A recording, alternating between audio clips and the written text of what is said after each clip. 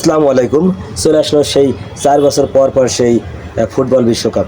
আসলে ফুটবল বিশ্বকাপকে কেন্দ্র করে প্রতি বছর 4 বছর পর পর যত মানুষ মারা যায় তার অধিকাংশ এই ফুটবল বিশ্বকাপের ফ্ল্যাগ টাঙানো বা সাপোর্টারকে কেন্দ্র করে। হ্যাঁ, এক পক্ষ সাপোর্ট করবে আর্জেন্টিনা, এক পক্ষ সাপোর্ট করবে ব্রাজিল। এই এই দ্বন্দ্ব নিয়ে অনেক লোক মারা যায়, তাতে বেশিরভাগ মারা যায় এই ফ্ল্যাগ টাঙানো নিয়ে। দেখুন আমার পাশে একটা ব্রাজিলের একটা ফ্ল্যাগ দেখা যাচ্ছে। এই ফ্ল্যাগকে কালকে টাঙাতে যেয়ে তিনজন মৃত্যুর হাত থেকে বেঁচে গিয়েছে।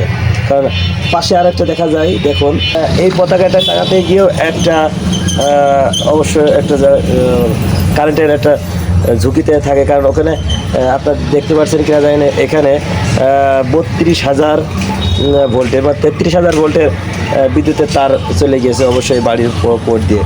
বিশেষ করে এইটাকে টাঙাতে যে এই ব্রাজিলের একটা পতাকাটা টাঙাতে যে 3জন বিদ্যুৎ স্পর্শ হওয়া থেকে সামান্য জন্য বেঁচে গিয়েছে।